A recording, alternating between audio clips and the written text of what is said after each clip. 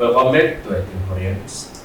Jadi pada hari ini kita akan membahas salah satu bangunan bersejarah yang dibangun di era Belanda, yaitu jembatan Panus.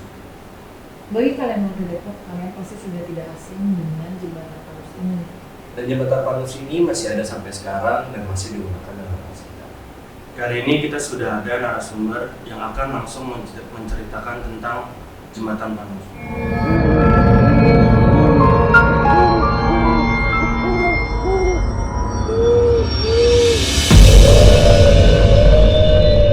Halo, perkenalkan, nama gue Nabil, umur gue 24 tahun, dan selama 24 tahun hidup, teman-teman gue sendiri nggak pernah melabeli diri gue sih, tapi teman-teman gue bilang gue lebih dulu. Karena gue bisa melihat apa yang nggak mereka bisa lihat, gue bisa rasain apa yang mereka nggak bisa rasain, dan ya ini sedikit cerita gue tentang jembatan Panus.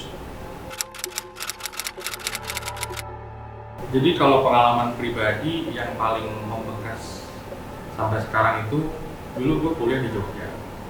Kampus gue ini kalau gue pulang itu lewat salah satu selokan yang paling besar di Jogja. Dan itu jalan ke arah kos-kosan gue itu memang gelap dan sepi, sama sekali nggak ada orang lewat. Waktu itu gue emang ngelamun karena udah malam, udah capek banget. Terus di jalan itu kayak blank, tiba-tiba gue nge-blank. Dan sekali gue sadar, tiba-tiba gue ada di jalan tanah yang kanan kirinya itu tanah kosong dan di depan tuh ada kuburan. Habis itu gue puter balik aja, refleks. Di situ gue jalan lewatin pos kamling. Ada bapak-bapak di mana gue tanya, "Pak, jalan arah ke Ring Road kemana ya?" Terus si bapak-bapak itu ngasih tahu lah, "Oh kesini mas, lurus belok kiri, belok kiri." Terus setelah gue bilang makasih, si bapak-bapak itu nanya, "Tadi temannya kemana mas?"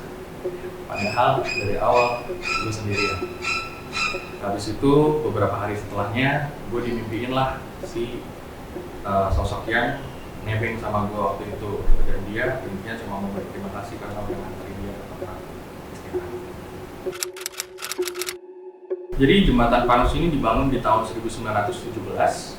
Waktu itu Indonesia masih di bawah penjajahan Belanda, tapi Depok udah punya wilayah kekuasaannya sendiri yang dipimpin tuan tanah yang namanya Cornelis Castellane. Cornelis Castellane ini dulunya itu juragan budak. Dia punya budak, ada 12 marga yang dipindahkan ke wilayah Depok. Nah, beliau punya ide buat menghubungkan kota Depok sama kota Bogor yang dulunya namanya masih Wittensel. Akhirnya dibangunlah satu jembatan yang namanya diambil dari mandor proyek jembatan tersebut yang namanya Stefanus Leander. Makanya disebutlah jembatan Panus. Sejak dulu jembatan Panus ini jadi satu-satunya penghubung dari kota Depok menuju Bogor. Begitupun dari Jakarta menuju Bogor kalau melewati Depok. Sampai sekarang jembatan Panus masih digunakan, tapi semenjak ada jembatan baru yang dibangun tahun 1990, akhirnya jembatan ini jadi sepi dan sekarang jarang digunakan oleh orang-orang. Oke, kalau penampakan, ada beberapa penampakan yang paling terkenal sih di situ. Yang pertama itu ada perempuan merah yang kalau menurut warga sekitar itu namanya Nyi Eti. Nyi Eti itu kalau menurut gue sendiri sih nggak ngeganggu ya, cuma dia iseng aja kadang-kadang suka ngegangguin orang yang pacaran. Jadi kalau ada orang naik motor boncengan berdua, cowoknya yang nyetir, ceweknya di belakang, kadang-kadang tuh cowok kalau melihat ke spion, muka ceweknya berubah jadi mukanya Nyi Eti. Atau kalau naik mobil, tiba-tiba orang yang di sebelah kita itu mukanya berubah jadi muka dia. Itu sih isengnya. Terus ada lagi hantu Opa Panus. Hantu Opa Panus itu kalau gue sendiri belum pernah ketemu, tapi menurut cerita warga sekitar, itu biasanya Opa Panus kelihatan pakai baju jas putih sambil nuntun anjing-anjingnya jalan melintasi jembatan itu menekan dia. Sosok itu juga menurut gue sendiri nggak mengganggu, tapi emang menarik banget karena ada nilai sejarah yang nyambung sama sejarah jembatan itu sendiri. Jadi cerita yang gue dulu tahu, pernah suatu hari itu ditemuin bagian tubuh manusia nyangkut di bawah jembatan Panus. Terus akhirnya dilakukan pencarian besar-besaran, dibantu polisi, SAR waktu itu, dan hasilnya nggak ketemu apa-apa di situ. Entah akhirnya di mana si mayat itu ketemu, tapi pernah beberapa kali ada bagian tubuh manusia yang nyangkut di bawah situ. Jadi ada beberapa orang yang bilang kalau tempat itu pernah atau suka dijadiin tempat pembuangan mayat. Selain itu juga warga sekitar pernah cerita kalau misalkan dulu jembatan itu sering dipakai buat tempat taruh sesaji buat nyari pesugihan gitu. Dan gue sendiri pernah ngalamin satu kejadian aneh waktu gue baru pindah di komplek yang dekat banget dari jembatan Panus.